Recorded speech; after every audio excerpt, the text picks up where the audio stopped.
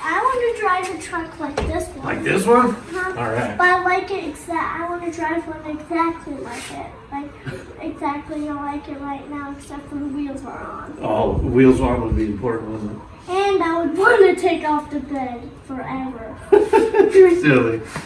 So I'm pretty excited about this week's progress on the UglyTruck because I'm very close to getting it back to being kind of in daily driver status. I bought the truck back in January. There were a lot of things wrong with it. Had to put in a transmission, rebuild the whole front suspension, new brakes, new steering, and now all I've got to do is finish up the rear suspension and I can actually start to put some miles on this truck. So I am pretty excited.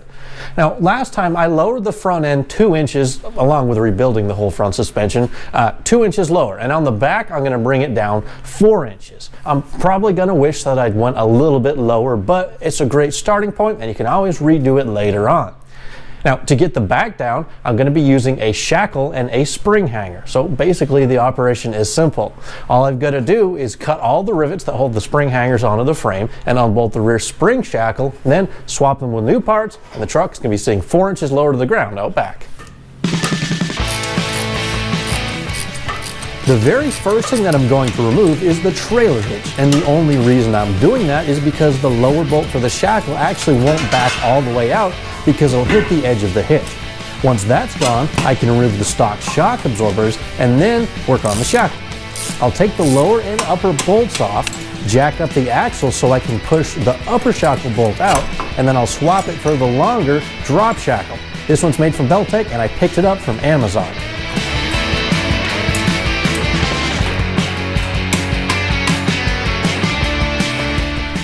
The original front spring hangers are actually riveted onto the frame of the truck. And these things are no joke. They're quite hefty and they're pressed in with a tremendous amount of force. And they're basically permanent fasteners. Now to get them off, I basically come in with a cutoff wheel and make a bunch of tiny slices in the head. And then I come in with a cold chisel and the biggest hammer that I have and basically just shear off the head of the rivet flush with the frame or the bracket. Then I come in with a hammer and a punch, and in a couple of strikes it basically pushes the rivet out the back side of the frame, leaving the hole perfectly in place. I'll swap the new drop shackle onto the front of the leaf spring with the nut side of the bolt facing out. Then I'll raise the spring up into place and bolt the new hanger onto the frame, but the job isn't done yet because there are a few more pieces that I need to put on, like the rear shock, and I got to swap out the bump stops. Plus there are a few more things that I want to take a look at while I've got the bed on.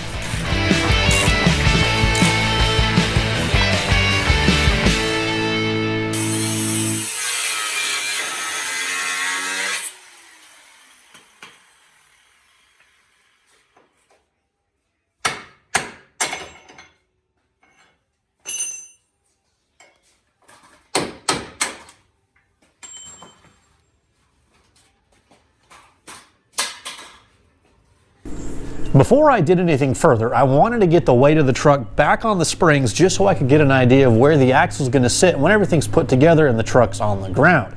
Now the only major obstacle that I'm going to have is the exhaust, where they ran this aftermarket muffler store exhaust or whatever you want to call it. Basically it's touching the axle right now in the fully lowered position. So I'm going to have to chop the tailpipes off just behind the muffler. Now I wanted to keep them for a little while longer, but it's not going to kill me because eventually I am going to be building a fully custom exhaust anyway, so it's not going to bother me at all just to chop them off.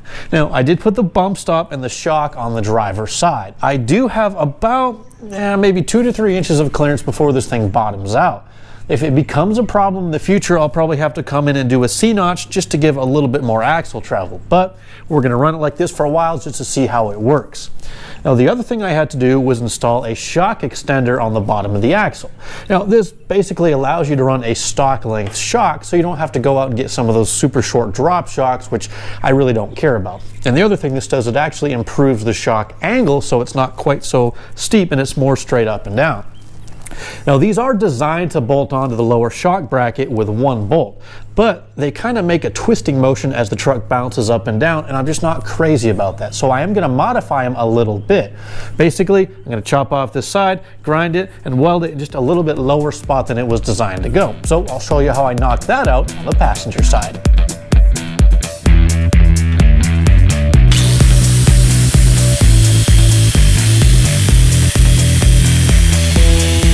going to start by removing the small tab that protrudes from the back of the shock extension. And then all I'm really doing is just cleaning off all the powder coating from the weld area so I have a nice clean, contamination-free weld. I'll do the same thing to the shock mount that's on the axle. I'll hold the new mount in place and tack it in. And once I'm happy with the positioning, then I can burn it in for good.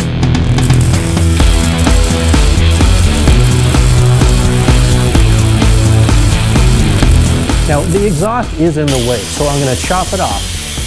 But instead of leaving the two pipes just cut square, I'm going to take some of the scraps of the tailpipes that I just cut off and cut two 45-degree bends out of them and put a slash cut on them, basically making two turn downs. Now, I don't really have to put this effort in, but I figured it'll just keep the exhaust gases away from the shocks and it'll make it look just a little bit neater, even though it is a temporary setup and it will be replaced later on with a fully custom stainless exhaust. I'll throw a little bit of paint on the welded area of the newer lower shock mount and slide in the shock. And then all I've got to do is swap out the bump stops and this installation is done.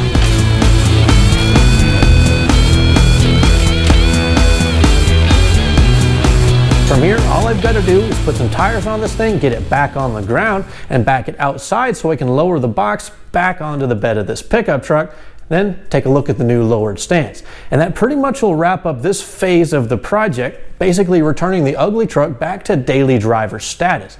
I want to start putting some miles on this thing just so I can get a feel for it and then kind of see what my next upgrades and modifications are going to be. But now the chassis is taken care of and I've got a good strong transmission, more power is going to be the next thing on the list.